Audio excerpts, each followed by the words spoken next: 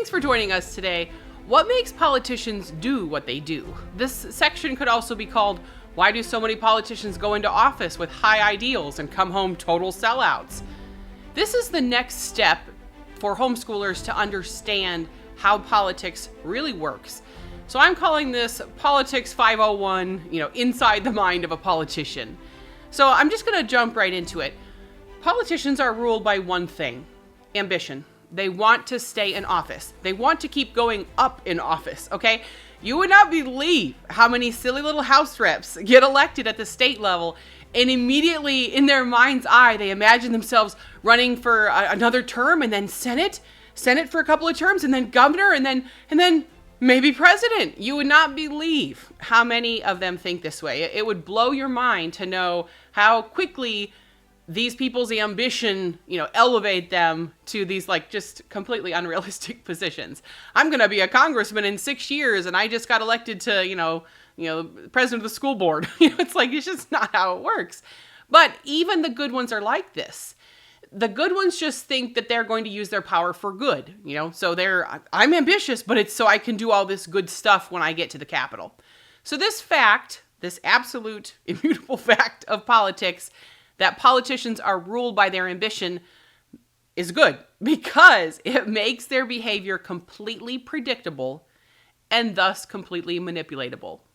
Okay? Never forget that. Politics is not random. It's not a bunch of guys and gals that get elected and go to town. It's just so corrupt. It's so bad up there. You wouldn't believe it. No. Politics is not that way. It is not random. It's mechanical because politicians are mechanical. They wake up every morning asking one question: what gets me more power?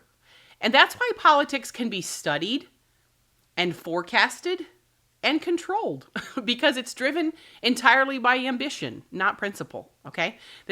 I know it's hard to hear this about the character of a lot of these people, but it's good news for us because this means that you can treat a politician like what he is, and that's a machine that responds to pressure in service of his ambition. And you can always predict what the machine will do as long as you know what buttons to push. So a good rule of thumb here is that politicians respond to pleasure and pain. That's it. Those are the only two buttons, okay? That's the only thing you need to know about understanding politicians. Pleasure for a politician comes in several forms. Obviously the number one, votes. We want votes. The second thing they like right behind that is money because they will use money to get more votes.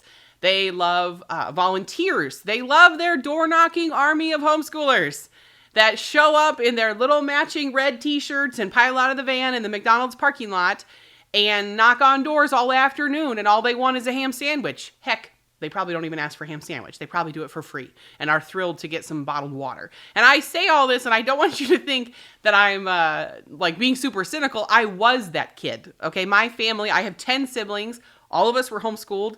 We were that family. We went door to door dozens of times for dozens of candidates. So I totally get politicians love homeschoolers because they're often free volunteers, okay? Other things that politicians like are things like good press, right? Endorsements.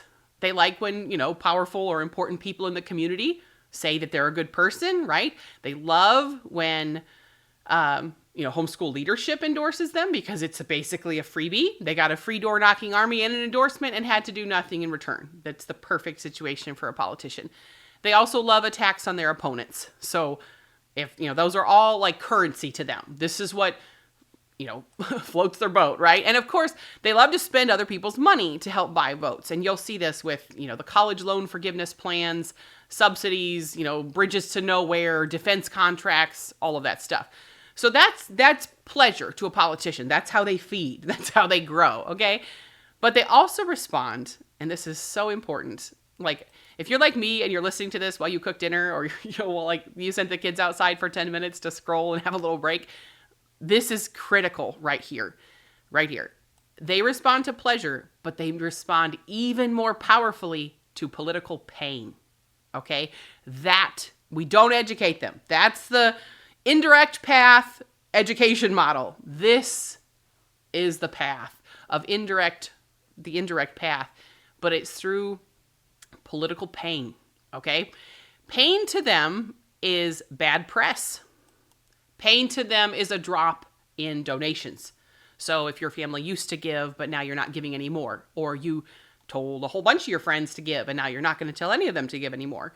Pain is no volunteers. Pain is embarrassment. We've all seen how they cancel whole, political careers just out the gate by bringing up some old social post from 20 years ago, or, he dated this girl in high school. Like they do this all the time. So they also hate, and it's very painful to have angry voters. And the thing that they hate more than anything else in the entire world is getting primaried, okay? So leadership threatening to cut funding for their pet projects, or to their districts, to their campaigns. If they're the incumbent, often there are funds in place to help incumbents get reelected. Their bosses use those tools to keep them in line, those political pain tools. So angry voters, that's all the population, that's all the voters, that's the pain they don't want from voters. But then within the party, within the political system, there is, lack of funding from these big PACs that keep this all running. And this is ubiquitous. This goes from the top to bottom of every state, everywhere, okay? So their bosses use these tools to keep them in line. And I think it sounds extremely, I don't know how to say this. Basically, a lot of them are not very intelligent. And so they are just good little guaranteed vote rule followers for their bosses. So there's a lot of people, Americans, voters, homeschoolers, currently being represented by people who are not thinking for themselves and don't have a spine and are literally just doing whatever they're told by the big guys above them in the party that control the purse strings for their reelection campaign. So just recognize there's an awful lot of dead weight that are sitting there working in politics. This is the weak spot right here in a politician's armor, in every politician's armor, is where is the money? Where is, this political pain? These are things that hurt them and they hate it. And this is exactly where we are going to apply pressure. This is exactly, and again, if you've watched the other videos, right, you know that you have watched the left do this to great effect. You have watched Big Ed do this. You've watched the teachers' unions do this. You watched the NEA with their lobbying arm do this. This is how that game is played. They contact a representative and they say, you're going to vote how we want you to vote, or we're going to tell everybody in your district how bad you are. We're going to, donate 50 grand to this PAC that's going to attack you all day long on digital ads and radio ads and print mail, and you're just going to get absolutely punched in the face. So what are you going to do for us? And so you have to understand the relationship between pleasure and pain is just very simple. Pain is greater than pleasure. Okay. Okay.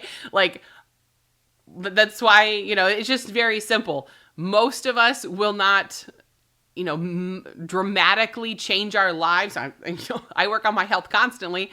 And it's something where most people don't really get, start to get healthy till they get a diagnosis that something is wrong. It's like dogs. It's like you don't, it's like children. It's like just pain is more of a motivator than pleasure. And if you disagree with this, that's fine. We could literally sit here and I could come up with 50 examples of how 99 times out of 100, the thing that motivates people is pain. And you're like, oh, I don't go to work, out of pain. I go to work because I love my family. Right. And not going to work, your husband not going to work, whoever, and losing your house. That's the pain that you're avoiding, right? It's the pain is kind of behind most of these decisions. And so because they want that pleasure, those votes, that money, the volunteers, the good press, they want to tax on their enemies in politics. But there's always a risk that they could get the other thing. They could get pain. They could get angry voters. They could get donations to their opponents, things like that. So the greatest incentive for a politician is to do nothing. Okay? Do nothing at all. Because the moment he acts, he makes enemies. Okay? The minute he takes a stand, takes a position, makes a statement, stands up for something, he's made somebody mad. Okay? So inertia is the goal. Okay? He wants to hold his seat, hold his power, and keep his own, 3% plus one, basically.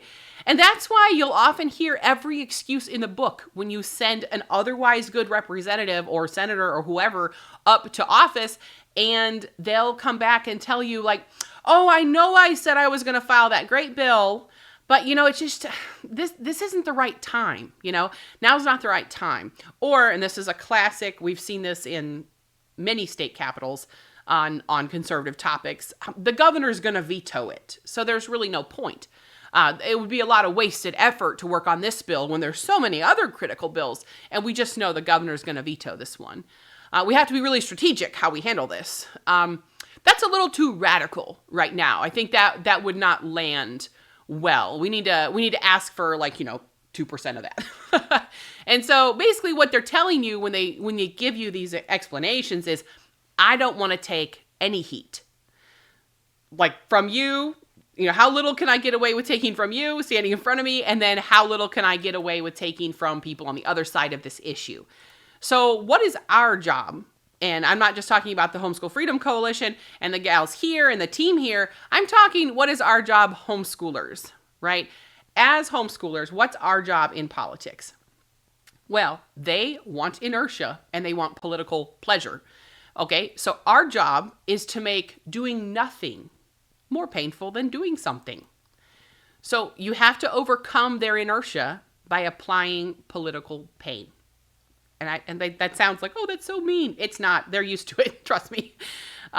When you create real political pain with phone calls to their office, mail in their district, pressure from voters, people calling and demanding they vote a certain way, fear that they're going to get primaried, then and only then are you controlling their environment.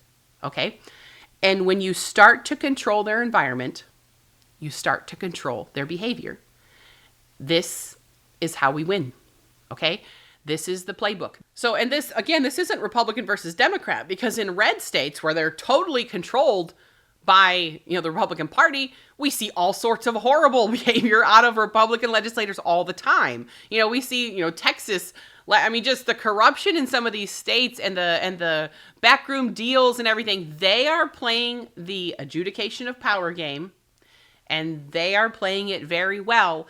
And we have watched on every social issue you care about, if you're anywhere near the conservative end of the spectrum, which I think most homeschoolers tend to want homeschooling to continue, right? They want the freedom to continue to homeschool how they think is best. That's inherently a conservative idea, that the government shouldn't train our children.